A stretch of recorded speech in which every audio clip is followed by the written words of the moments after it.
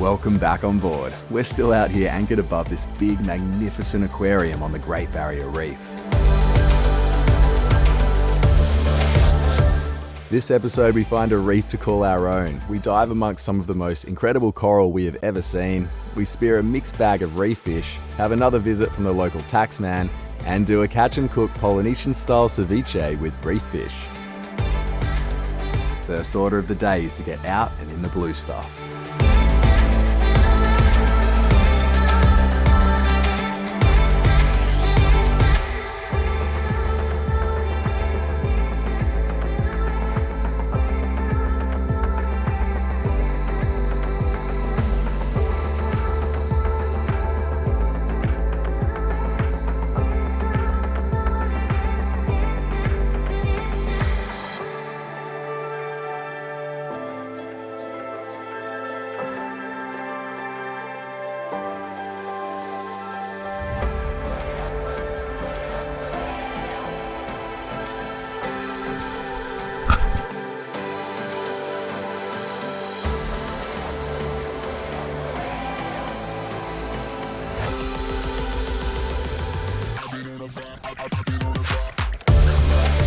Okay.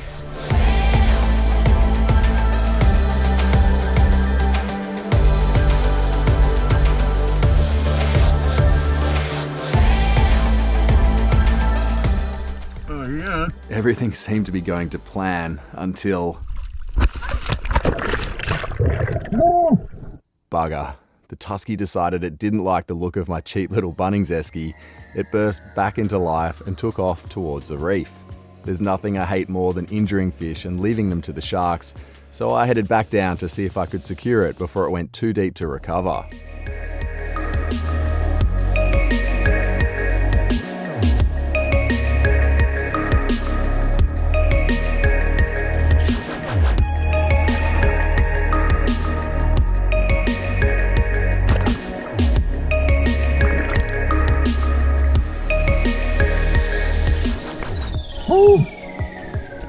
No.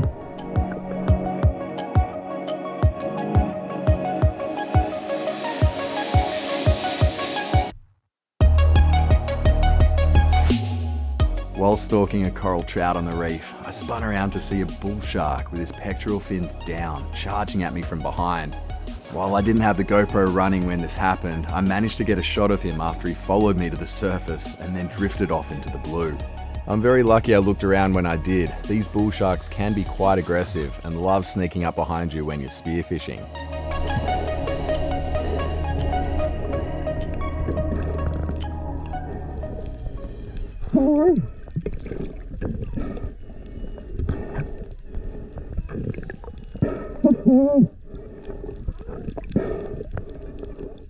After that little interaction, we moved to another part of the reef to see if we can get another fish in the box. Hanging pretty shallow here, I spot a nice fish sitting under some coral. He wasn't coming out and I didn't want to shoot right into the reef, so a little encouragement and another tasty trout for the fridge.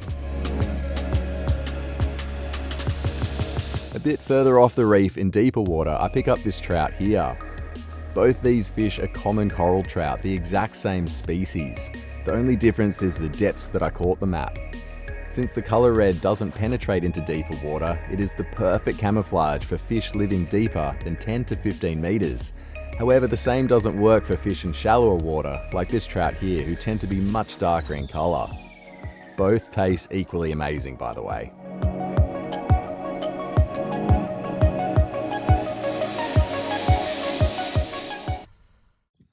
We're always so happy when we get these tusk fish on board because they just taste out of this world. They're just so delicious.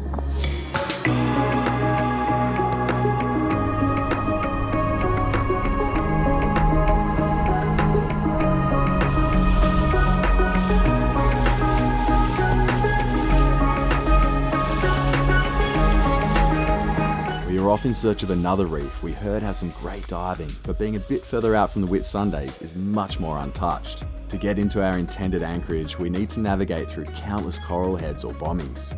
Most of these bommies are less than a metre under the surface, are rock hard, have the potential to sink a boat, and none of them are charted. How we navigate through this minefield is good old-fashioned eyeball navigation. Fran stands on the bow with some polarized sunglasses on, pointing out the bommies I can't see from the cockpit, and I keep my eye on the depth sounder to see if we're running out of water, and to do my best to weave our 16-ton, 46-foot sailboat through them. Needless to say, it's quite a stressful part of any reef experience. Tim, I think we need to change because at the front there, there's a long line. I think it's no reef. Right or left? Right is more bommies than left. But can you see? There is a bomb in front and this one in the left. We're gonna. Sorry? If we go here to the left, we can go up there. Wanna go around? Yeah. I think it's safe. Can you see the bommies here? There are at least 3 bommies sitting less than a metre under the surface in this image. In this one, it's a bit easier.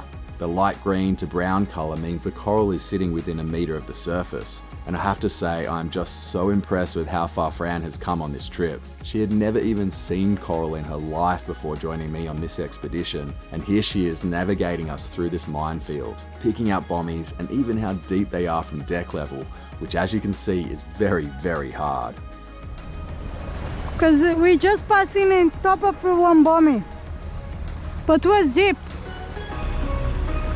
Woohoo! We made it!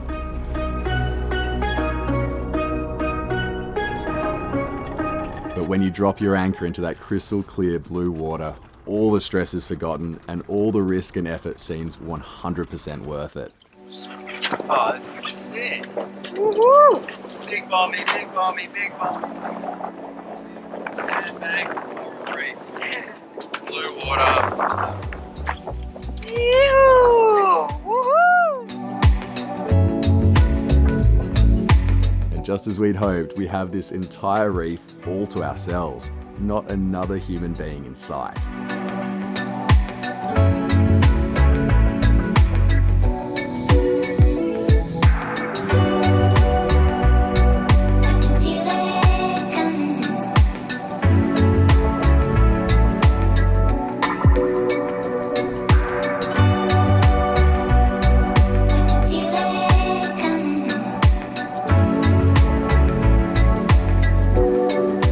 To have this coral garden as our backyard for a few days is honestly a dream come true, and to float around in this magical environment knowing we are the only human beings for many, many miles around is a feeling that is quite hard to put into words.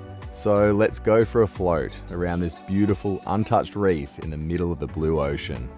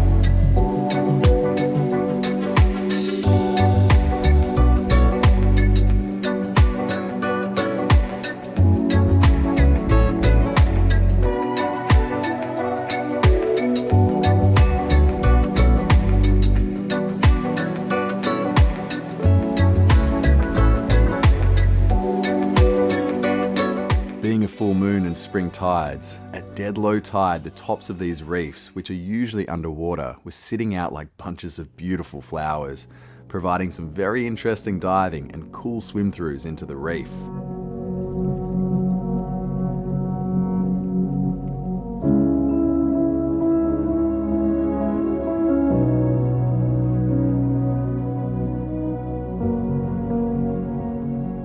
Unfortunately, beautiful coral gardens like this are becoming rarer to find. You all know why, so I'm not going to preach to you, but I just wanted to say how sad it would be if one day all of our coral reefs looked like this. This patch of dead coral we found not far from the previous section, so I really do hope we don't return here in the coming years to find this entire reef in such a state of destruction.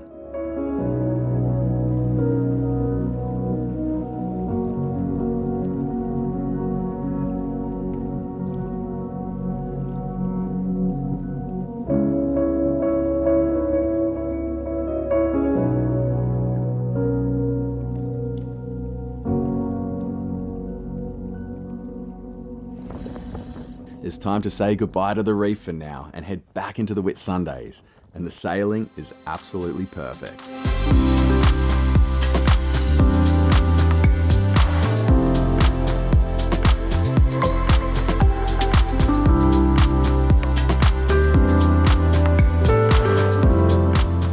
So as you saw, we finally got our hands on a really nice black spot tuskfish. Black spot tuskfish has quickly become probably our favourite fish to catch on the reef. There are quite a lot of them, so it's a relatively sustainable choice to get one. So it's always about sustainable seafood, of course. We want to keep our oceans full of fish for many generations to come. And this fish is extraordinary. I mean, if you just have a look at the colour of those fillets. And what we're going to make is a dish I ate a lot when I was sailing through the Pacific on a different boat. It's called Poisson-Cru, or in Fiji they call it fish Kokoda. In New Zealand they call it raw fish, I'm pretty sure, just raw fish salad. But they've got different versions of it all through the Pacific. It's basically the Pacific version of ceviche. The ingredients for this is obviously fresh, sustainably sourced, delicious fish. It can be a white fleshed fish, or it can be red like a tuna as well, works quite well in it. Salt, pepper, olive oil, Spanish onion, that's a big one for this dish. We've got two very sad looking chilies left from our chili plant. Tomatoes, you could use cucumber, you can use a whole variety of things, but we're using tomatoes because that's what we've got on board. We're using lemon, lime. You're not actually cooking the fish, it's the citrus juice, the lemon and the lime juice that's actually going to marinate and cook the fish for you. And le piece de résistance is coconut cream. And that's what kind of makes it different from a ceviche. For a little bit of flavour and to make it look kind of pretty. Fresh parsley from the garden. Wow!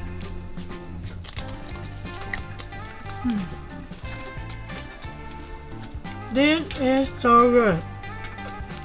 I just love this ceviche with coconut. It's so yummy. Creamy and nice. Wow. So fresh. So good.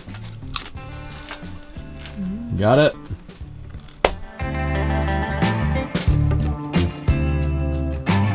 I mean, you look at it and it's a delicious meal that we'll be sharing with some friends of ours this afternoon.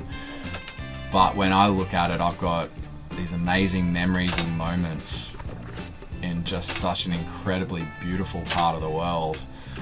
And all of that goes into this dish. So, you know, we're not just eating a fish, we're eating, you know, this entire situation. I think, you know, not enough people are connected to their food, and this is really probably the ultimate connection to your dish.